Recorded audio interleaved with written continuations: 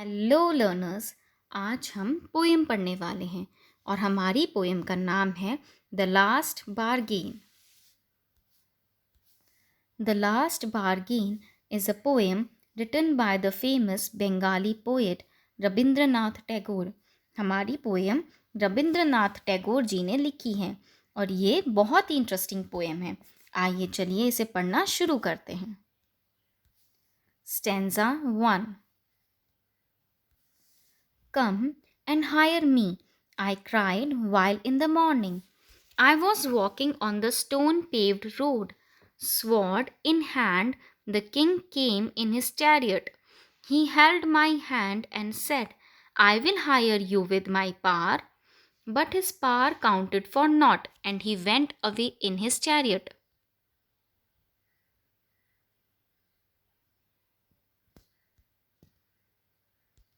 Word meaning. Hire किसी को higher करना, जॉब पे रखना या फिर नौकरी देना। स्वॉर्ड तलवार। स्टोन पेव्ड रोड पथरीली सड़क। चैरियट यानी रथ। Not not important. Come and hire me, I cried while in the morning. सुबह सुबह का समय है। स्पीकर जोर जोर से चिल्ला के कह रहा है कि कोई मुझे नौकरी पे रख लो, कोई मुझे कुछ काम दे दो। I was walking on a stone paved road. वह स्पीकर पथरीली सी सड़क पर चल रहा है। Sword in hand the king came in his chariot. इतने में वहाँ पे एक राजा आता है अपने चैरियट पे, अपने रथ पे, और उनके हाथ में एक तलवार होती है। He held my hand and said, I will hire you with my power. इतने में राजा उस स्पीकर से कहते हैं कि मैं तुम्हें नौकरी पे रख सकता हूँ और बदले में अपनी शक्ति दूंगा। But his power counted for naught, and he went away in his chariot. मगर स्पीकर को लगता है कि राजा की शक्ति उसके किसी काम की नहीं है और वह उनका ऑफर ठुकरा देता है, वो जॉब करने से मना कर देता है। Stanza 2. In the heat of the midday, the houses stood with shut doors. I wandered along the crooked lane. An old man came out with his bag of gold. He pondered and said, I will hire you with my money. He weighed his coins one by one, but I turned away.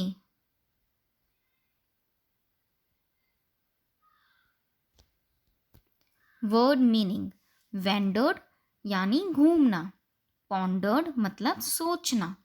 Crooked not straight, टेढ़ा मेढ़ा। लेन यानी गली। वेड मतलब वजन करना।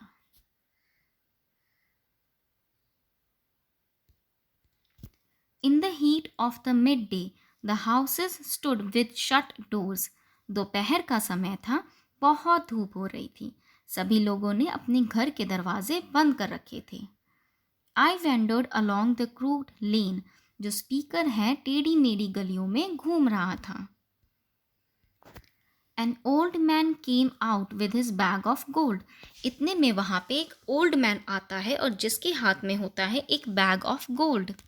ही pondered and said, I will hire you with my money. वो old man speaker से कहता है कि मैं तुम्हें हायर कर सकता हूँ, मैं तुम्हें नौकरी दे सकता हूँ और बदले में मैं तुम्हें बहुत सारा पैसा दूंगा। He weighed his coins one by one, but I turned away. मगर स्पीकर को सोना आकर्षित नहीं करता। उसे पैसा लगता है कि एक दिन तो खर्च ही हो जाएगा, उससे वो जिंदगी भर की खुशियाँ नहीं खरीद सकता। इसलिए स्पीकर ओल्ड मैन से कहता है कि मुझे ये नौकरी नहीं चाहिए, मुझे ये ऑफर नहीं पसंद। Stanza 3. It was evening. The garden hedge was all aflower. The fair maid came out and said, I will hire you with a smile. Her smile paled and melted into tears, and she went back alone into the dark.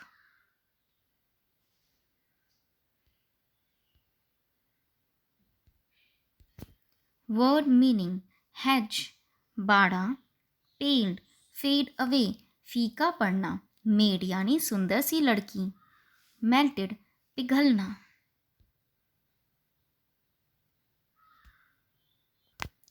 It was evening, the garden hedge was all aflower. Evening यानी शाम का समय था और garden में चारों तरफ फूल ही फूल खिले थे। The fair maid came out and said, I will hire you with a smile. इतने में एक सुंदर सी लड़की बाहर आती है और कहती है कि मैं तुम्हें जॉब पे रख सकती हूँ अपनी स्माइल के बदले, अपनी मुस्कुराहट के बदले। उस गर्ल की स्माइल बहुत ही अट्रैक्टिव यानी आकर्षित थी। Her smile paled and melted into tears and she went back into the dark. मगर स्पीकर को लगता है कि उसकी मुस्कुराहट केवल एक वेदना है। उसकी मुस्कुराहट रियल नहीं है। उसकी मुस्कुराहट में निराशा छुपी है और वह इस ऑफर को एक्सेप्ट करने से मना कर देता है। तभी फिर वह लड़की वहां से चली जाती है। Stanza 4। The sun glistened on the sand and sea waves broke waywardly. A child sat playing with shells. He raised his head and said, and seemed to know me and said, I hire you with nothing. From thenceforward, that bargain struck in child's play made me a free man.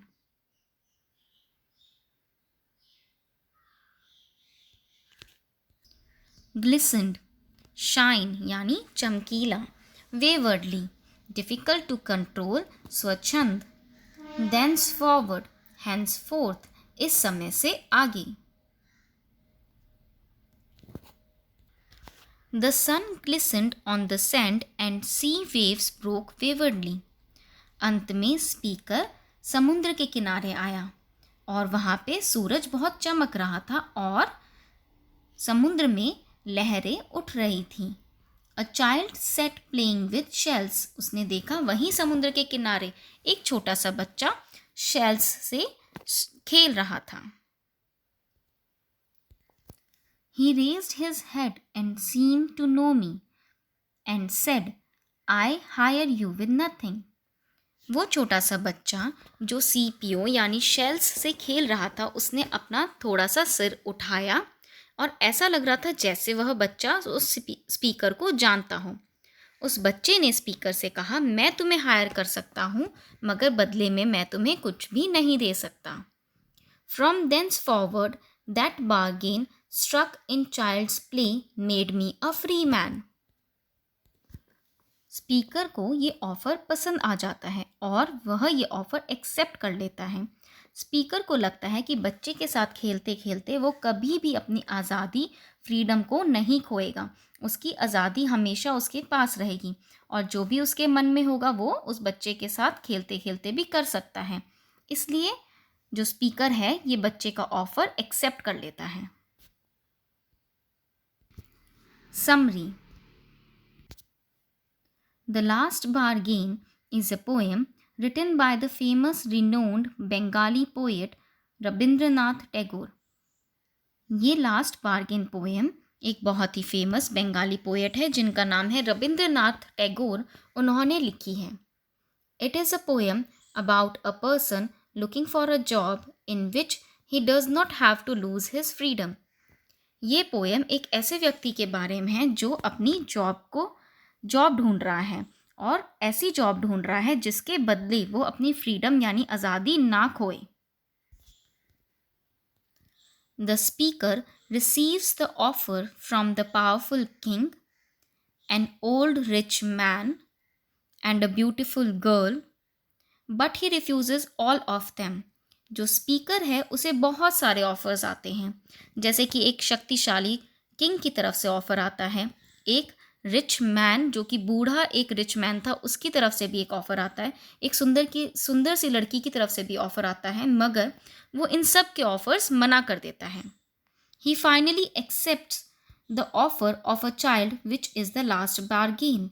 वो end में एक ही offer accept करता है, वो होता है एक छोटे से बच्चे का और वो ऑफ़र उसे पसंद इसलिए आता है क्योंकि उस ऑफ़र को एक्सेप्ट करने पे उसका फ्रीडम उसके पास ही रहेगा, वो अपने फ्रीडम को नहीं खोएगा। इसलिए वो एंड में बच्चे का ऑफ़र एक्सेप्ट करता है। चलिए अब हम वर्किंग विद द टेक्स्ट को डिस्कस करते हैं। Who is the speaker in the poem? इस पोएम का स्पीकर कौन है? A man looking for his job is the speaker of the poem. एक वह व्यक्ति जो नौकरी ढूंढ रहा है वो है स्पीकर इस पोएम का। The king sword in hand suggest, जो किंग के हाथ में स्वॉर्ड है, तलवार है, उससे हमें क्या पता चलता है?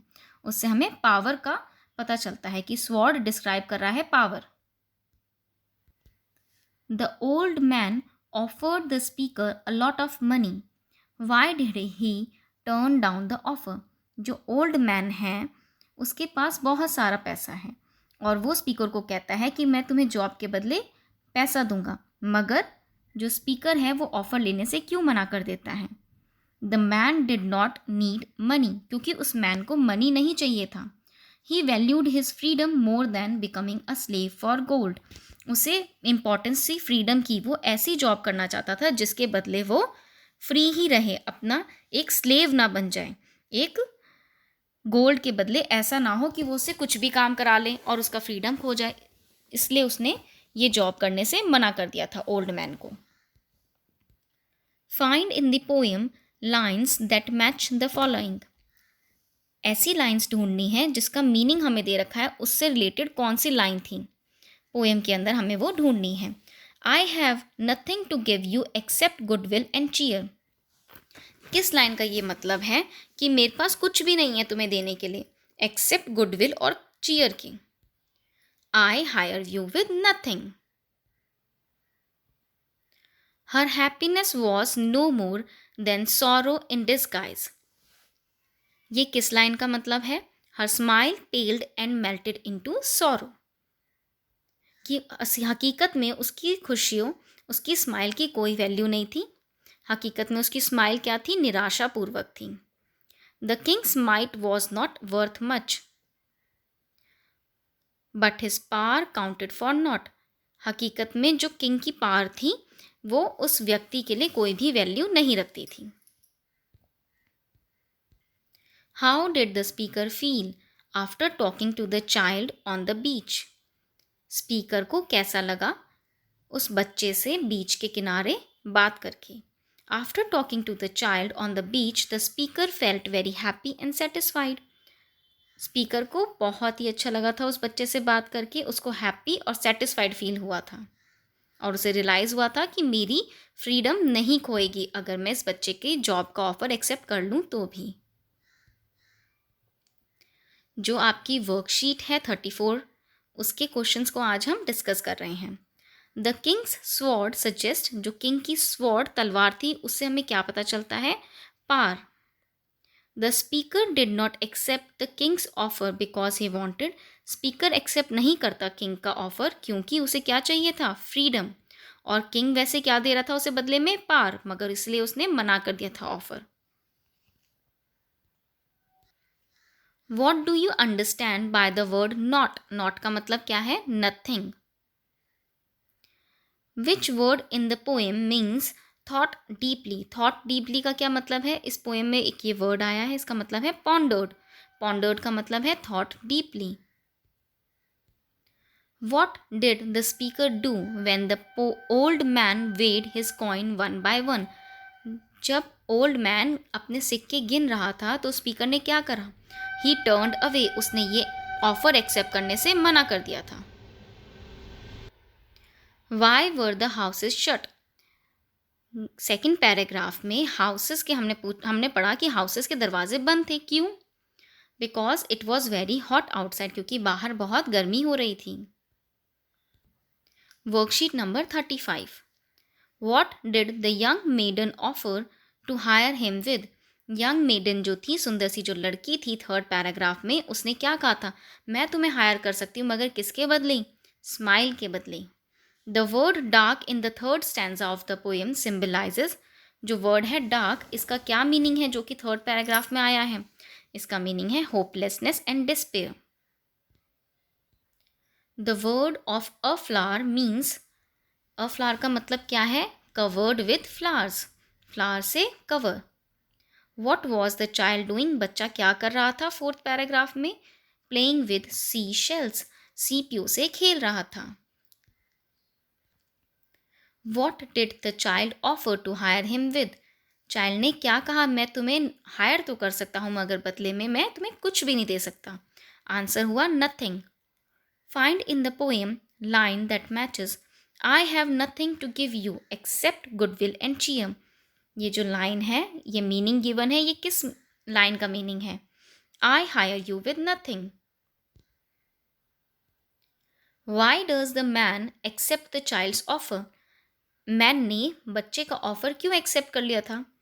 It made him a free man, क्योंकि इस ऑफर की वजह से उसे रियलाइज़ हुआ कि उसका फ्रीडम नहीं खोएगा, वो अब भी फ्री मैन ही रहेगा, इसलिए उसने बच्चे का ऑफर एक्सेप्ट कर लिया था। The speaker did not accept the maid's offer because, जो स्पीकर है उसने उस सुंदर सी लड़की का ऑफर एक्सेप्ट नहीं करा था क्योंकि he knew that emotions are not stable and that eventually her smile will fade away, क्योंकि उसे पता था कि ये जो स्माइल है हमेशा ऐसी नहीं रहेगी, धीरे धीरे ये स्माइल निराशा में बदल रही है, इसलिए उसने ये ऑफ़र एक्सेप्ट करने से मना कर दिया था। आई होप आपको ये पोएम अच्छे से समझ आ गई हो और क्वेश्चन आंसर्स भी आपको अच्छे से समझ आ गए हों। मेरी वीडियो को लाइक करें और सब्सक्राइब करना ना भूलें। Thank you.